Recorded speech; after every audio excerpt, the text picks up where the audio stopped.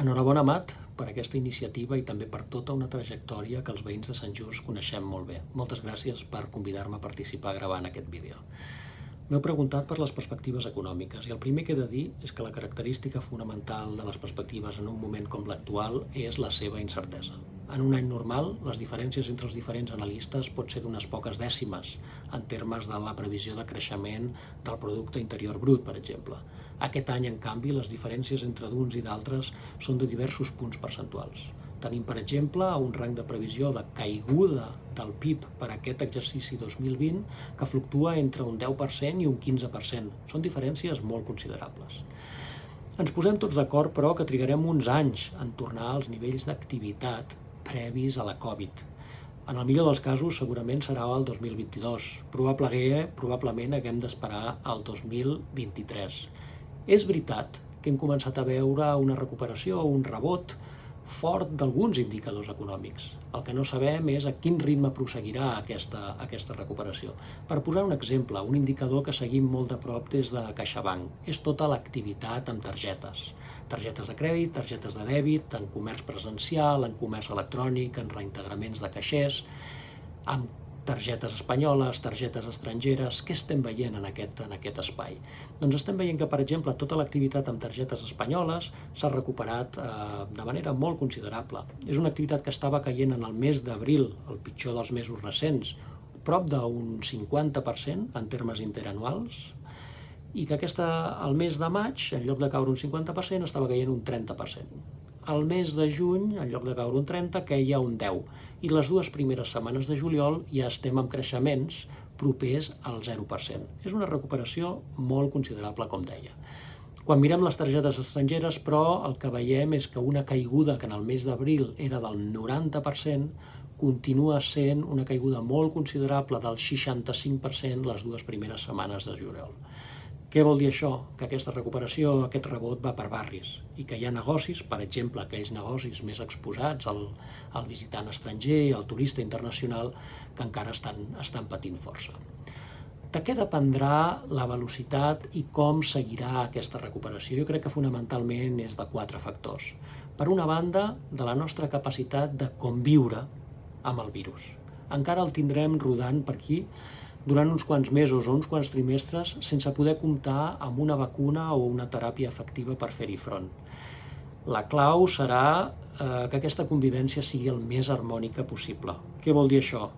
Que prevenim una propagació descontrolada del virus, però que això no impliqui fer un sacrifici extrem en termes d'activitat econòmica i activitat social.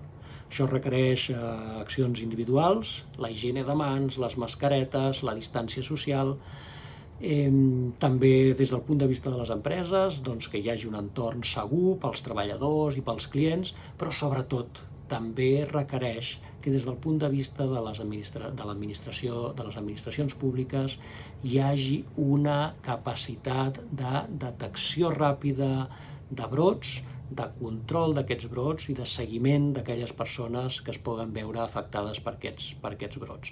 No hi ha una inversió més rendible en aquests moments que la inversió en capacitat de detecció i control de brots. Això és absolutament fonamental com un condicionant per les perspectives i la capacitat de recuperació de l'economia. A banda d'això, és molt important també les polítiques públiques, altres polítiques públiques, i en particular un estímul fiscal que ha de ser un estímul fiscal, diria, intel·ligent. De moment hem parat el cop. Hem parat el cop amb mesures com els subsidis als ERTEs, amb les moratòries, amb les línies, amb les garanties, amb els avals de l'ICO, i ara hem d'anar concentrant aquestes mesures en aquells sectors i aquelles persones més afectades directament per l'epidèmia, però a més hem de suplementar totes aquestes mesures que ens han permès parar el cop amb mesures que estimulin la recuperació. I això són mesures que incentiven les compres o la inversió. I, per exemple, en aquest sentit té molta lògica les mesures que s'estan prenent per incentivar la compra de vehicles, la renovació de la flota de vehicles o la compra i la rehabilitació en el mercat de la vivenda, per posar dos exemples de dos sectors que tenen una capacitat demostrada d'arrossegar la resta de l'economia i també de crear molta ocupació. Això és fonamental. A més, té tot el sentit del món que en moments com l'actual s'ajudi, es promogui la inversió per part de les empreses en inversions que ajudin a fer front a grans reptes que tenim, com són la transformació digital o la transició energètica. És molt important que aquestes inversions ens ajudin a fer la nostra economia més competitiva i més productiva el dia de demà. Per tant, aprofitem el moment per fer aquelles inversions que són necessàries i rendibles. A banda d'això, necessitem complementar aquests estímuls fiscals amb reformes que promoguin una millora del creixement potencial de l'economia. I, per exemple, i per ser concret, necessitem reduir la dualitat del mercat laboral en aquest país. Necessitem millorar la formació professional. Necessitem promoure o no penalitzar el creixement de les empreses. Tot això són reformes que cal fer, no demà passat, però sí en els propers mesos, en els propers trimestres, les hem de posar al damunt de la taula i dur-les a terme per millorar la capacitat de creixement a mig i llarg termini d'aquesta economia. Tots aquests esforços s'hauran de complementar també, han d'anar de la mà d'un reforçament del projecte europeu. El projecte europeu necessita instruments fiscals potents per estabilitzar les economies, perquè puguem sortir tots plegats d'aquesta situació. Si algú es queda enrere, arrossegarà i farà quedar més enrere a la resta de països. En aquest sentit, en el moment que jo estic gravant aquest vídeo, encara falten uns dies perquè el Consell Europeu discuteixi el pla de recuperació que ha proposat la Comissió Europea.